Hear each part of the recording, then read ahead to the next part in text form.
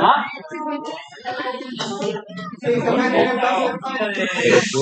Coordinación, el horario que yo se lo solicito y me dieron esa fecha. Se supone que ellos revisan por carrera. Uno les envía el nombre de la carrera, por favor.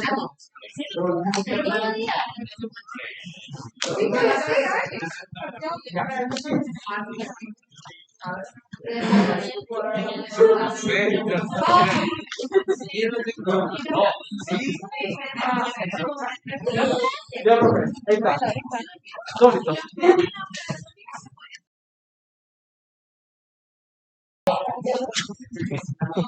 Tienen que ponerse de acuerdo con el grupo.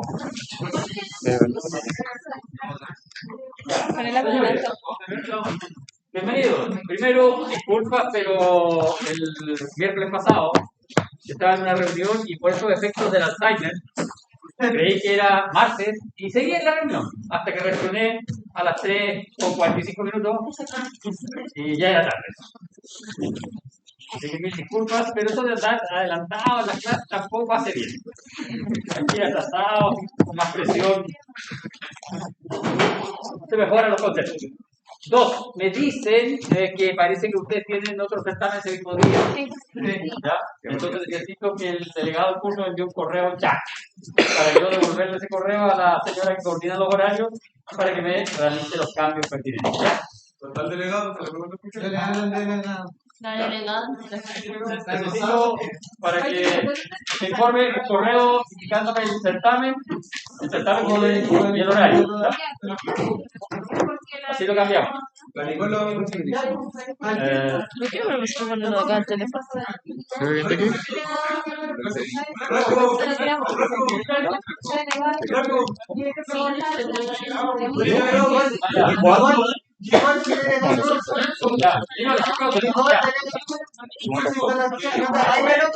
Después deciden quién es el delegado.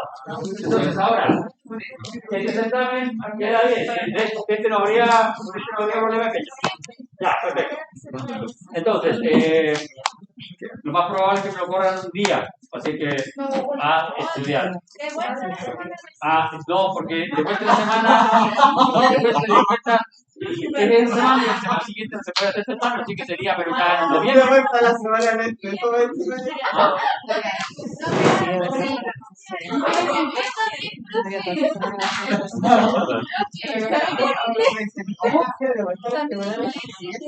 Sí.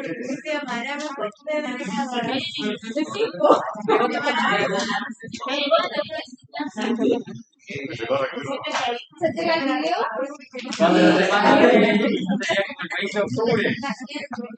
Sería como para el 20 de octubre, ¿no? Sí. Pero no tenemos que atrás. No, pero si la semana de libre del 12, y después del 20, o sea, sería como a finales de octubre. La semana del 24. 24 de octubre. No tenemos nada. No, porque te voy a comprar algo.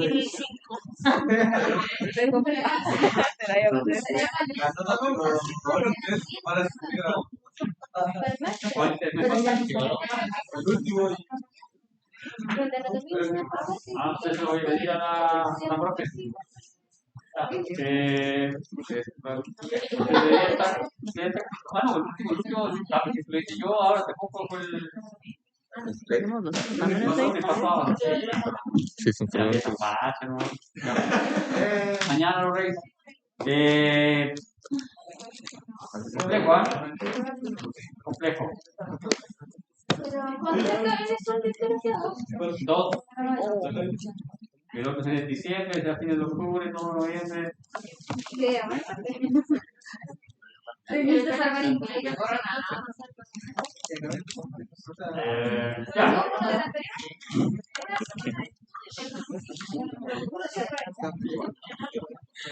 Bueno, el único riesgo es que entre más materia. Claro, pues traía todo lo que veamos hasta salir del receso.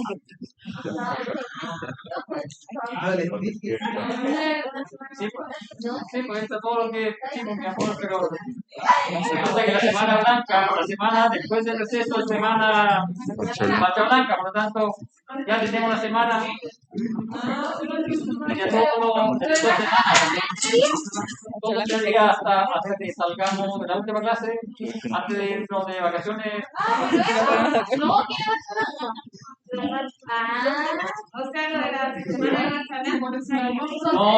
A ver, por reglamento los certámenes tienen que evaluarse todo lo que se haya visto hasta una semana anterior, ¿ya?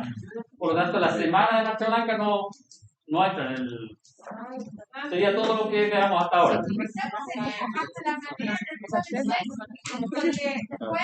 Hasta la materia jueves 6. Como el 20 de octubre.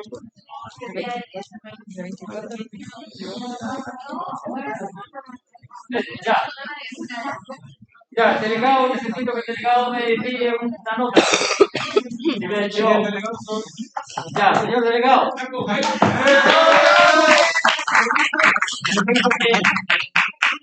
Uno, me envíe la información respecto al certamen que tiene este día. Jueves 6. 2, necesito que me envíe una propuesta con una encuesta certificando que al menos el 70% del curso acepta cambiar el certamen para el regreso de la marcha blanca de la semana de flojera. ¿Ya? ¿Estamos? Perfecto, todos de acuerdo. El 70% del curso dice perfecto, se queda para el receso, después del receso, después del receso. No vamos a poner problema. ¿Envió un correo? Sí. Ya, muy bien. Ahorita decirla. Ya. Si bien es cierto, nosotros estábamos adelantados, pero con esto ya nos hemos atrasado. Más con el Alzheimer estamos perdidos. Bien, nosotros hemos revisado las neuronas, habíamos revisado algunas de las características de las neuronas. Lo que tenemos que revisar ahora es... Está apagado, claro. ¿Está apagado? Sí, ahí ya. Bien, entonces nosotros hemos revisado nuestras neuronas y estamos viendo ejemplos en este caso de neuronas sensitivas, que el soma de esta neurona es redondito y tiene una única prolongación que dijimos que depende del libro, se puede considerar un axón o dendrita, pero la verdad es que es compleja la situación. Acá tenemos un ejemplo de neurona motora, en este caso esta es la neurona motora clásica, ¿ya? Que estaría localizada acá. Esto es un corte médula espinal, no lo voy a explicar porque ustedes hicieron anatomía, por lo tanto ustedes deberían conocer esto, pero es un corte médula espinal teñido con tinción de plata, una tinción argéntica. Entonces toda sustancia gris se tiñe cafecita y sustancia blanca se tiñe blanca, como su nombre lo sugiere.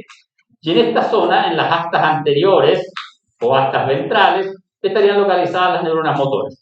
Aquí estaría la visión de estas neuronas motoras con la tinción argéntica, y esto es con violeta de cresilo o con un azul arcial que va a teñir los ergastoplasma o corpúsculos de Nisser.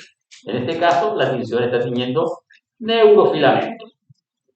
En este caso podemos diferenciar axón y dendrita, en este caso no podemos diferenciar axón y dendrita.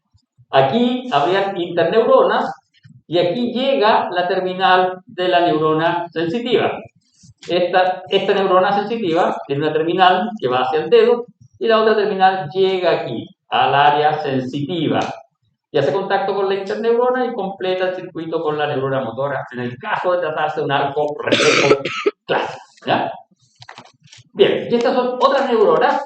En este caso tenemos una neurona piramidal, ¿se fijan? Se llama piramidal porque su cuerpo tiene una forma así un tanto triangular. Son elementos biológicos, por lo tanto la forma nunca es tan precisa. Interneuronas, en este caso esta es una interneurona, esa interneurona estaría localizada ahí, formando ese puente. Y esta es una neurona muy especial, de hecho tiene un nombre propio, se llama neurona de Purkinje. Estas están localizadas en la sustancia gris del cerebelo, ¿se fijan? En este caso hay un soma y hay una prolongación y otra prolongación, pero esta prolongación es un árbol dendrítico que está proyectado hacia la corteza cerebelosa. Y este es un axón que está proyectado hacia sustancia blanca y hacia después el céfalo. ¿Ya? Entonces esta neurona es muy, muy particular. ¿Dónde se localiza esta neurona? Se localiza acá, en la corteza cerebelosa.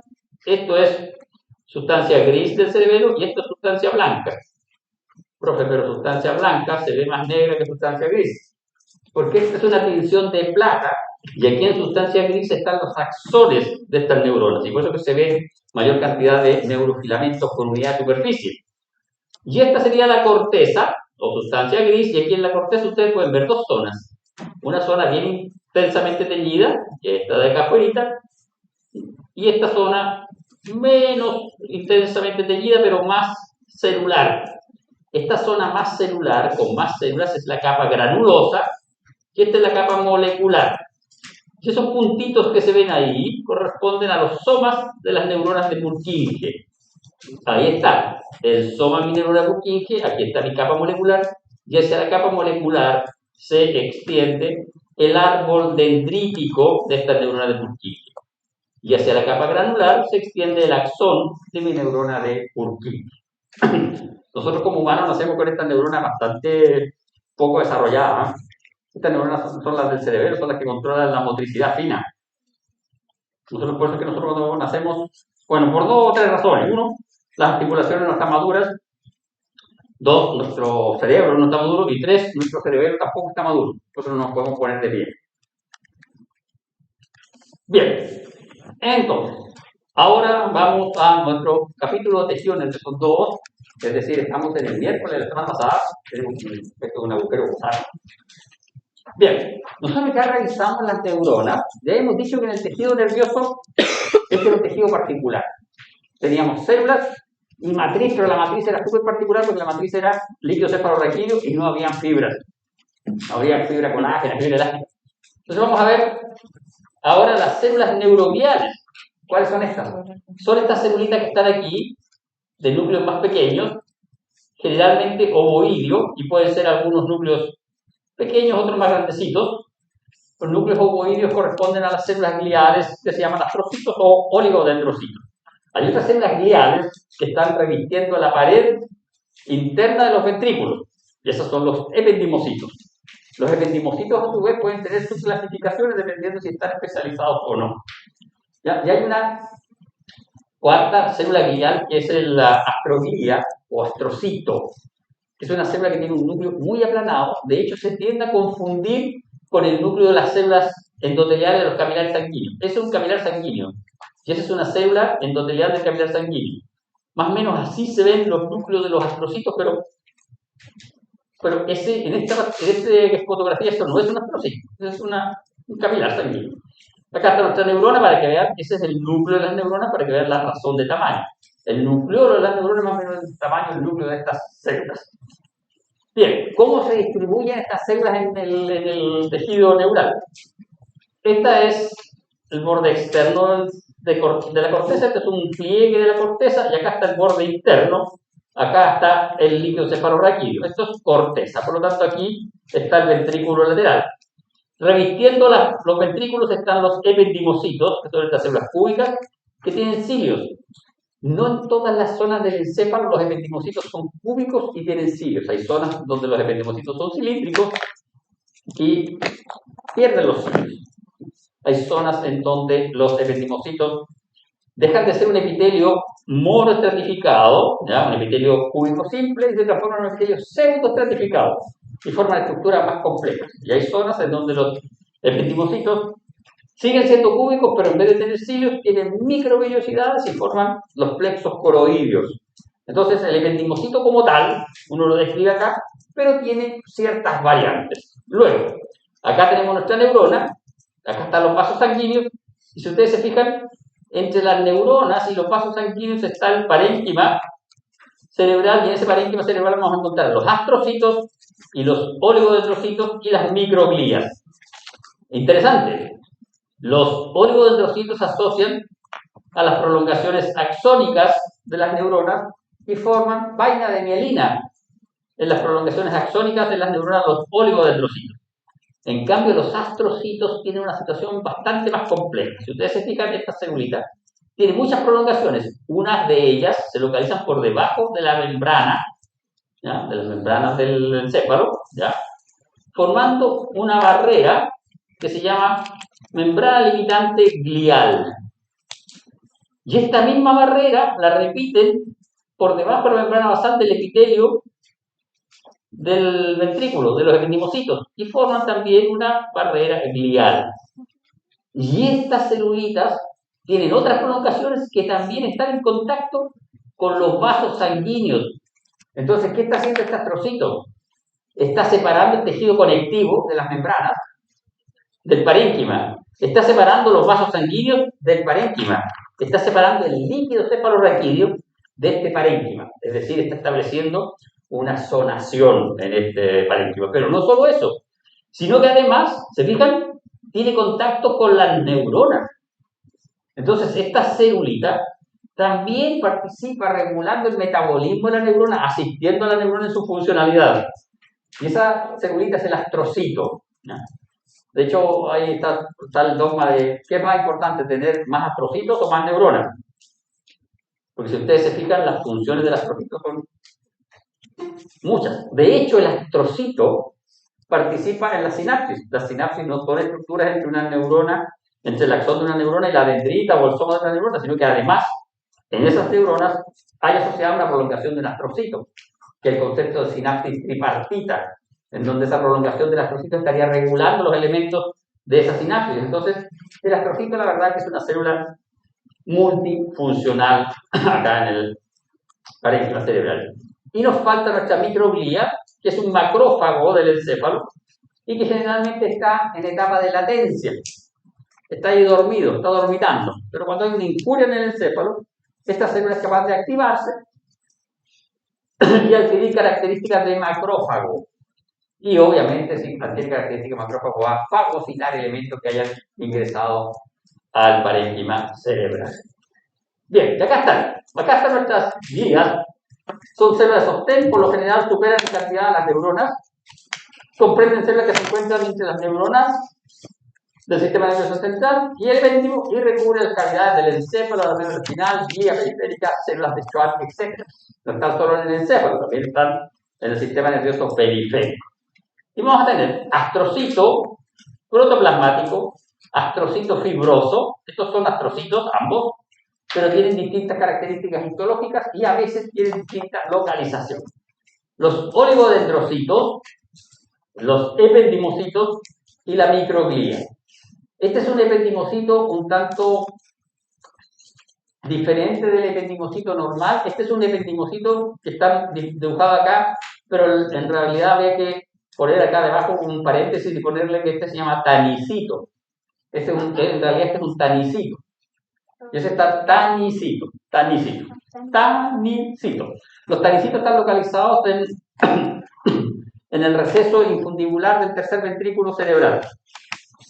¿Sí? Ustedes hicieron anatomía, yo en el libro, yo en los nombres no. ¿Tengo que traducir? Lo voy a dibujar aquí. Este es un cerebro humano, que ustedes no lo crean.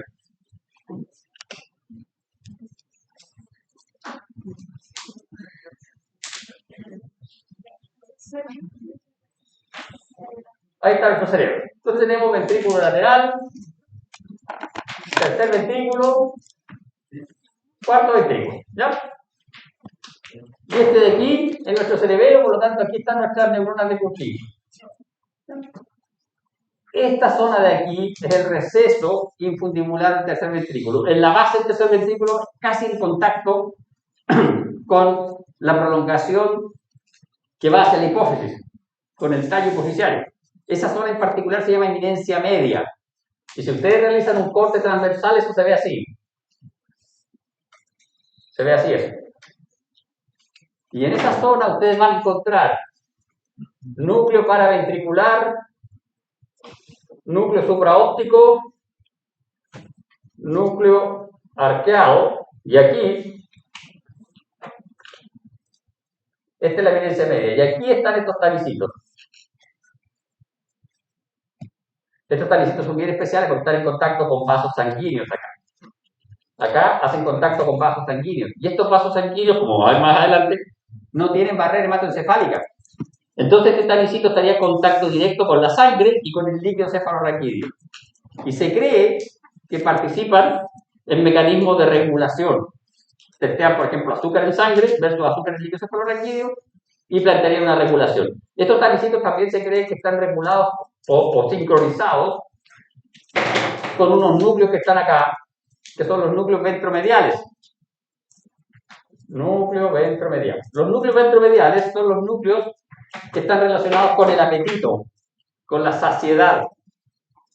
Entonces, ahí, el tanicito. Una célula ependimataria, un epéntimo, un epitelio.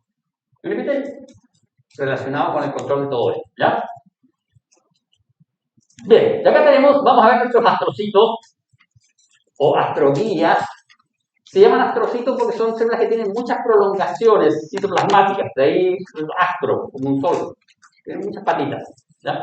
El oligodendrocito se llama así porque tiene pocas prolongaciones, pocos dendros. Dendro es prolongación, ¿ya? Oligodendrocito, pocos dendros. El astrocito tiene muchas prolongaciones. Entonces, se fijan acá, acá está el soma de nuestro oligodendrocito, acá está la barrera pial, acá está la barrera que forma asociada a los vasos sanguíneos, pero ojo, cuando pongan la barrera que forma asociada a los vasos sanguíneos, por favor, lo ponen entre paréntesis, porque no es la parte funcional de la barrera hematoencefálica. La barrera hematoencefálica la establecen los vasos sanguíneos, los capilares, que tienen uniones de sello. El astrocito, en el caso de los humanos, solo apoya esa zona de ahí. Es una barrera física, pero no fisiológica, no funcional, ¿ya? Ellos como tal no filtran nada, pero están apoyando esa zona, ¿ya? Y estas prolongaciones se llaman pedicelos. Entonces, los pedicelos, que deriva de podo, pie, los pedicelos, las patitas, ¿ya?, de los astrocitos van a estar por debajo de la pía madre, asociados a los vasos sanguíneos, por debajo del epitelio ependimario, y algunos pedicelos van a estar asociados a los somas neuronales.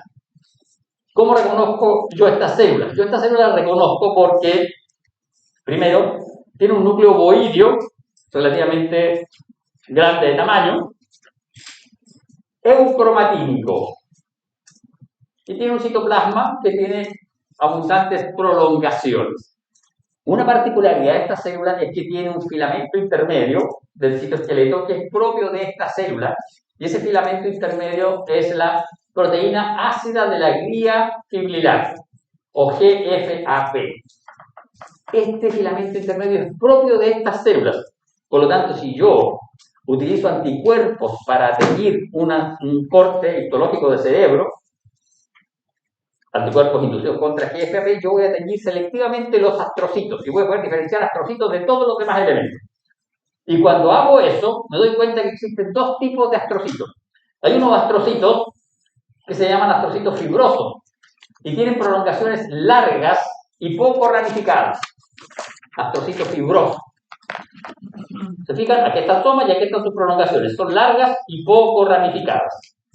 Este astrocito se localiza preferentemente en sustancia blanca. Por favor, ahí, preferentemente. ¿Qué quiere decir eso? Que es más abundante en sustancia blanca, pero no es privativo de sustancia blanca. También está en sustancia gris. Y vamos a tener el astrocito protoplasmático, que es el astrocito más recurrente en sustancia gris. Y este astrocito se caracteriza por tener gran cantidad de prolongaciones cortas y muy ramificadas. Es como más peludito. El astrocito protoplasmático. Ambos tienen GFAP.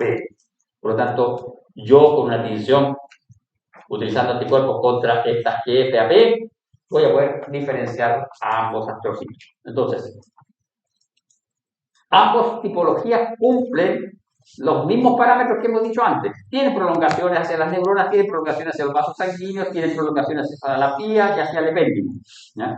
Solo que en un caso uno va a estar más asociado a sustancia blanca, el otro va a estar asociado a sustancia gris. Entonces tenemos dos tipos de astrocitos. Esta es una imagen de inmunohistoquímica contra GFAP, esta es inmunohistoquímica con peroxidasa. Este es el esquema de un vaso sanguíneo del sistema nervioso central. Ahí están uniones estrechas, tienen uniones ocluyentes, estos vasos sanguíneos, por lo tanto, el vaso sanguíneo, el epitelio, que se llama endotelio, que es un epitelio plano simple, establece la barrera hematoencefálica. Este epitelio es la barrera hematoencefálica, funcionalmente. Por debajo del epitelio vamos a pillar una célula que se llama pericito y luego vamos a pillar la membrana basal. Asociadas a la membrana basal, nosotros vamos a encontrar las terminales, los pedicelos de mis astrocitos. Por lo tanto, la tinción con GFAP permite de forma indirecta localizar vasos sanguíneos del sistema nervioso central. ¿Ya? No es que los vasos sanguíneos tengan GFAP, pero como todos los vasos están rodeados de pedicelos de astrocitos, yo voy a ver los vasos sanguíneos con los pedicelos de los astrocitos por fuera. Por lo tanto, yo, si veo una estructura que tiene un lumen y está tapizado por fuera de pedicelos de astrocitos, que se ven en esta tinción, se ven cafecitos, estoy viendo un vaso encefálico, estoy viendo un vaso que tiene barrera hematoencefálica. Entonces, la tinción con GFAP me permite, en cortes del encéfalo, poder localizar y diferenciar de forma específica los astrocitos y además me permite de forma inespecífica, de forma indirecta, poder localizar vasos sanguíneos con barrera hematoencefálica. Bien, ¿qué pasa con la microglía? La microglía, la verdad, es una célula que no tiene origen neural. Las otras células que hemos mencionado se originaban en el tubo neural. Esta no. La microglía es una célula mesodérmica que migra tempranamente al tubo neural cuando el tubo neural todavía no ha formado barrera hematoencefálica y se queda alojada ahí. Esto genera dos problemas. Uno, como se queda secuestrada acá, tiene que estar silente. Entonces está en etapa de latencia. Y segundo, como que no tiene mucha capacidad mitótica. Entonces, eso genera problemas porque cualquier daño a nivel del tejido nervioso es pobremente reparado. ¿Por qué? Porque estas células no son muy activas en cuanto a su mitosis. Pero sí son activas como macrófagos, pero pensando de que el sistema nervioso central está aislado, está protegido, entonces muy pocas noxas van a llegar al interior del parénquima. Por eso esta célula tiene esas características. Y se fijan, ahí está. Esa es nuestra microglía. Esas son microglías. Esos son núcleos de otras celulitas. Ese parece ser no, es una neurona, tiene las prolongaciones para acá. Es una neurona pequeña. ¿Ya? Esto podría ser un oligodendrocito, no veo aquí astrocitos. Bien, los oligodendrocitos. Los oligodendrocitos son células que están presentes tanto en el sistema nervioso, tanto en sustancia blanca como en sustancia gris del sistema nervioso central. El oligodendrocito está secuestrado en el sistema nervioso central. ¿Por qué les digo esto? Porque el oligodendrocito está encargado de formar vaina de mielina. Y en el sistema nervioso periférico también hay vaina de mielina. Pero esa vaina de mielina, en el sistema nervioso periférico, la realiza la célula de Schwann, no el oligodendrocito. ¿Ya? Entonces el oligodendrocito son células que tienen un núcleo ovoideo relativamente heterocromatídico, un poco más pequeño que el núcleo de los astrocitos. En el caso de los oligodendrocitos nosotros podemos diferenciar dos tipos de oligodendrocitos.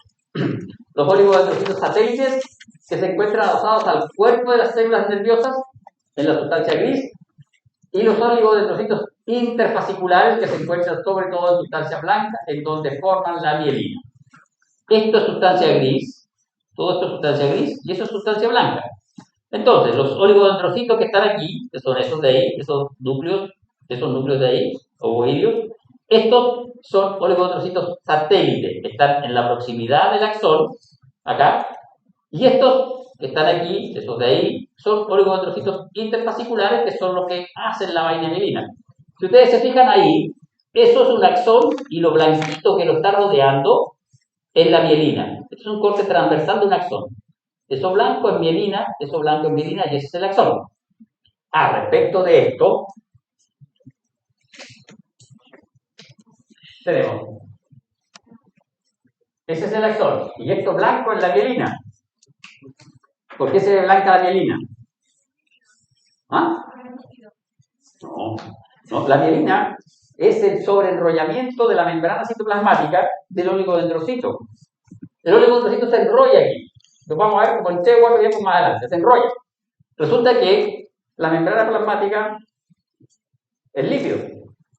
Y las membranas, primero, están bajo el límite de resolución de estos microscopios y segundo, se fijan pobremente en los preparados comunes y corrientes para análisis histológico. Entonces, se pierden mucho. Y es por eso que se ven blancas. De hecho, en algunos textos, esto aparece rotulado como espacio periaxonal. Como si existiera un espacio blanco, vacío, sin nada, alrededor de los axones. Eso es incorrecto. Todos los axones están protegidos. Esto que está aquí es mielina.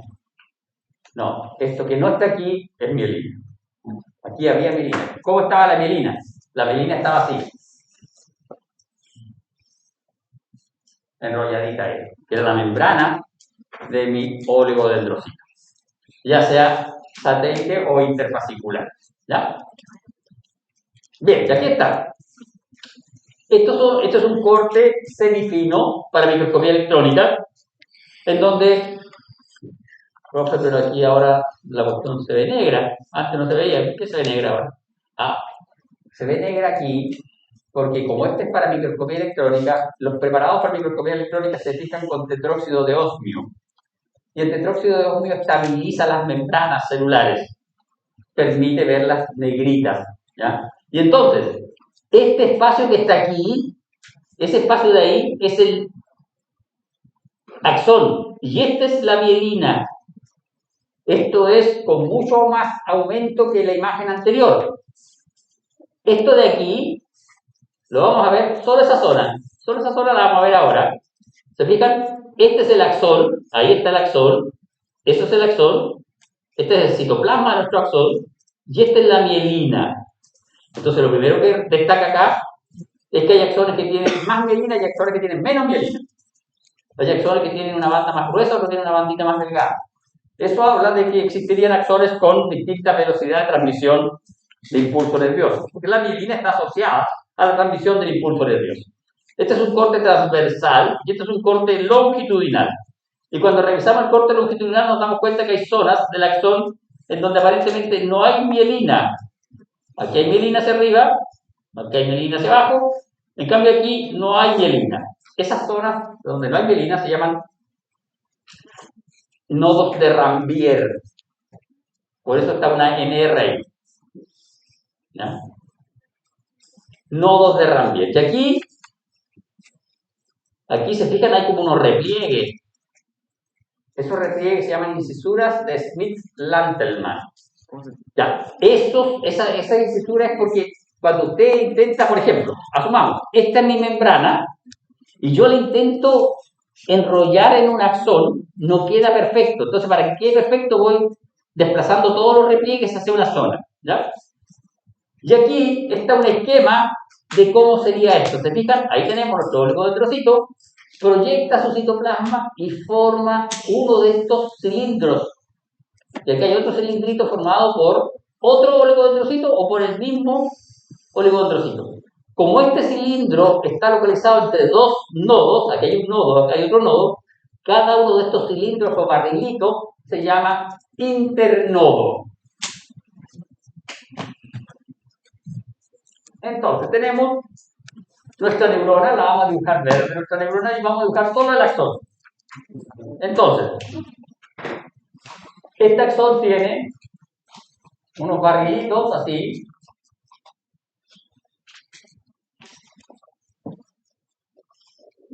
Y estos barrilitos están asociados a un oligodendrocito.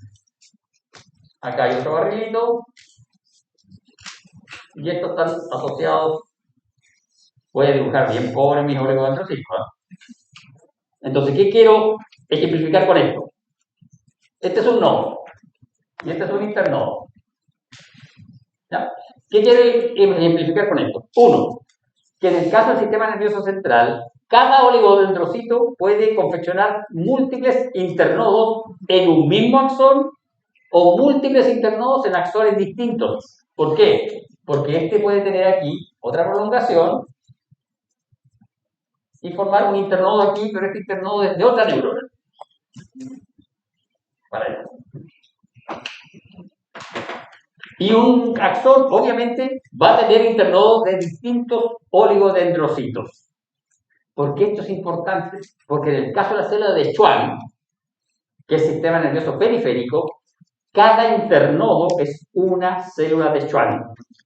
¿Ya? En el sistema nervioso periférico, cada internodo es una célula de Schwann. En cambio acá, pueden haber 5 internodos en un axón, y esos 5 internodos pueden ser de un mismo oligodendrocito. ¿Ya? Y aquí está, con mayor o menos. Este es un cartón bien bonito, ahí se fijan, ahí está nuestro oligodendrocito formando su vaina y melina. Esta es una imagen de microscopía electrónica de alta resolución donde podemos ver. Este es el citoplasma del axón, se fijan, y ahí está la mielina. Y esta mielina está distribuida de una forma muy perfecta. Están perfectamente espaciadas. Porque si ustedes lo piensan, esto es una célula. Esto es una célula, y esta célula lo que hace es, se estira primero, se aplana.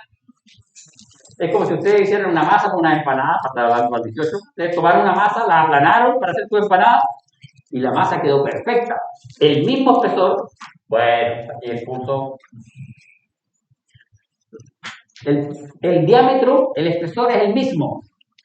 Pero no solo eso, sino que luego esto se enrolla,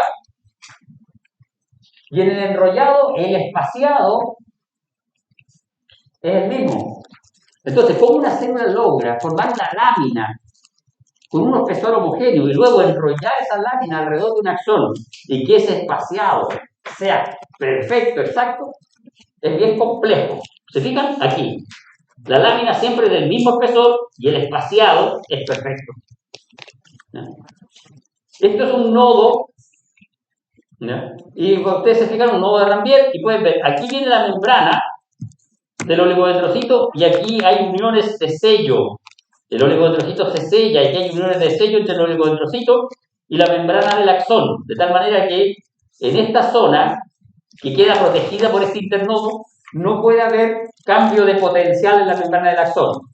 Solo puede haber cambio potencial aquí, en esta zona, ahí, en la zona en donde está el nodo de Rambier. Y eso hace que cualquier estímulo de depolarización de esta membrana tenga que ir así. Y eso aumenta la velocidad de propagación. Entonces, si los nodos son más largos y más gruesos, es más rápida la velocidad de propagación. Si los nodos son más delgaditos y más cortos, es más lenta la velocidad de propagación. Entonces, las neuronas motoras rápidas tienen internodos gruesos y largos. Internodo grueso y largo, más rápida la velocidad de... ¿Por qué razón? Porque si son más largos, son menos internodos por longitud de axón. Entonces hay menos sitios, son menos depolarizaciones. Pero ahora, que quede claro. Dime. Y cisura de Smith-Lanterman. Entonces, aquí está esta zonita. Esta zona de aquí, ojo, no es una zona donde el axón está desnudo. Solo no hay uniones de sello. Aquí está la membrana y aquí puede depolarizarse, pero aquí hay proyección de la membrana superior del oligodendrocito y aquí hay una capa de glicoproteínas y encima, en este esquema no está, pero aquí hay una prolongación de un astrocito. ¿Ya? Entonces hay bastantes elementos. Un nodo de Rambier no es una zona donde el axón, cuando uno lo dibuja aquí, el axón está desnudo, sino que hay una zona de protección también. Y es lo que está aquí, ¿se fijan? Ahí está. Así sería el sistema nervioso central y así es el sistema nervioso periférico. En el sistema nervioso central hay astrocitos. En el sistema nervioso periférico no. ¿Por qué? Porque en el sistema nervioso periférico tenemos la célula de Schwann y no hay astrocitos en el sistema nervioso periférico. Solo en el sistema nervioso central hay astrocitos. Y aquí está su incisura de Smith-Lanterman. ¿Ya? Esta es la membrana de mi oligodendrocito. En este caso creo que en este caso una célula de Schwann. Pero esto sería lo mismo que un oligodendrocito. Esta es la membrana. Entonces, para que esta membrana adquiera la forma de una lámina perfecta, y nosotros tenemos que entender que esta célula se está aplanando solita, hay zonas en donde va a quedar esto irregular, porque aquí se van a juntar mitocondrias, se van a juntar las mitocondrias gordas, no sé. Entonces, si esto lo proyectamos para allá, va a haber una zona en esta membrana en donde se van a juntar todos esos elementos, y esos elementos van a coincidir aquí en el axón. Van a quedar como un pequeño grupito, una pequeña zona en donde uno ocultó todo para que quede, cuando uno hace mal la cama, le pega una boblada mal, así como para que no se note mucho. Es lo mismo, es equivalente a eso. Esta sería la zona en donde las organelas se acumulan para que quede aquí mejor esto. Ahora, esa es la explicación de los histólogos. La explicación de los fisiólogos dice que serían zonas en donde se potenciaría más el flujo de membrana, etc. Desde el punto de vista de histología, son zonas en donde la vaina de mielina, ¿se fijan? No es regular. Hay zonas en donde es un poquito más ancha la separación entre lámina y lámina. ¿Por qué? Porque hay justo un poquito más de organela, citoplasma, etc. Desde el punto de vista de la fisiología, tendría otras funcionalidades. Y aquí está. Esta sería nuestra citoplasma, en este caso es una célula de Schwann. Por eso es que esto va a corresponder a un internodo, y ahí está el núcleo de la célula de Schwann. Si no tuviese núcleo, sería la prolongación de un oligodendrocito. Ahora, aquí nos surge un problema. ¿Cómo sabe la célula que eso es un axón? ¿Ya? ¿Y cómo sabe que se tiene que enrollar alrededor de ese axón? Porque los axones que se van a mielinizar, porque no todos los axones son mielínicos, hay axones amielínicos, ¿ya? Tanto el sistema nervioso central como el sistema nervioso periférico. Pero los axones que se van a mielinizar expresan una proteína de superficie acá. Y esta proteína es reconocida por la célula, ya sea célula de Schwann o oligodendrocito, y al reconocer esa proteína empieza a adherirse al axón y empieza a plegarse sobre el axón. Ahora, esto es re complejo, porque ustedes tienen que entender que la neurona tiene su axón, hace un músculo, el dedo gordo del pie, y aquí está el schwanncito, y el schwanncito no tiene mucho espacio, o sea, no puede estar haciendo así la vuelta, la tiene que hacer así. Entonces, tiene que elongarse e ir haciendo la vuelta, plegándose. Es bien, bien complejo imaginarse, y es más, en el sistema nervioso central, en el encéfalo, imaginarse cómo logró esa célula formar la vaina de mielina. Y luego pensamos, sí, es por eso que cuesta tanto una reparación del tejido nervioso. Y aquí está, ¿se fijan? Aquí está nuestro axón, ese es el citoplasma de nuestro axón. Ahí hay microtúbulos, ahí hay unas cuantas mitocondrias, ¿ya? Y aquí está la mielina. Pueden ver ustedes, el espaciado es perfecto. Ahí pueden ver. Y eso es una incisura. Eso es una incisura. ¿Ven? Ahí está. Hay una pista, son las pistas de la incisura. Sí, tenemos 5 minutos, parece que hay certamen, está nerviosito, pero no importa, tenemos 5 minutos, lo usaré. Señores, vean aquí. Este es nuestro, en este caso, este es nuestro célula Schwann. Aquí está el axón. El axón expresa esta proteína, la neuroregulina. Cuando expresa esta proteína, la célula de Schwann lo reconoce y empieza a plegarse sobre él, a formar mielina. Y ahora, ¿cómo es que se logra este espaciado y este laminado tan preciso? Porque tanto el astrocito, tanto el oligodendrocito como la célula de Schwann tienen proteínas en su membrana. Y aquí vamos a tener esta célula. Esta tiene unas proteínas aquí. Y así. Entonces, cuando esto se aplana, la proteína azul hace contacto con la membrana superior e inferior de la célula. Y la proteína roja queda hacia arriba. Entonces, cuando esto se pliega, la proteína roja va a hacer contacto con la parte de arriba del pliegue y va a permitir el espaciado. La proteína azul está permitiendo el grosor de la lámina de mielina. La proteína roja es la que regula el espaciado entre las láminas de mielina. Entonces, aquí, en nuestro esquema, nosotros vamos a tener que esto de aquí va a ser nuestra proteína, este grosor, esto negrito, el espesor de eso negrito lo regula nuestra proteína azul. Y este espacio blanco lo va a regular nuestra proteína roja, en nuestro esquema que hicimos acá.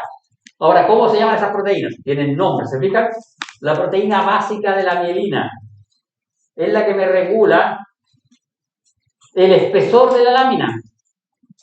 MBP, regula el espesor de mi lámina. Y la proteína 0 es la que me regula el espaciado exterior. ¿Se fijan? En nuestro esquema de ahí, esta sería la roja y esta sería la azul. ¿Cómo se llama la otra? Proteína 0, proteína básica de la mielina. La proteína básica de la mielina es la que regula el espesor de mi lámina de mielina. Y la proteína 0 es la que regula el espaciado entre las láminas de mielina. ¿No? Ahora, obviamente, esto no es así siempre. Porque se fijan, en el sistema nervioso periférico existe la proteína 0, pero el sistema nervioso central no se llama proteína 0, sino que se llama proteína proteolipídica, PLP. Esta era una célula de Schwann, por eso tenía proteína 0. Pero si esto fuese un oligodendrocito, tendría proteína básica de la mielina, aquí, consiguiendo el espaciado, pero aquí, el espaciado interlámina lo realizaría la PLP, la proteína proteolipídica. ¿Ya? Sistema nervioso periférico, proteína 0. Sistema nervioso central, PLP. ¿Por qué? Porque en este caso es la membrana de un oligodendrocito, en este caso es la membrana de una célula de Schwann. Ambas tienen proteína básica de la mielina, porque se da el espesor de la lámina. Bien, señores, son las 5 de la tarde. Oh, bien, conseguimos al tiempo. Nos ajustamos a tiempo.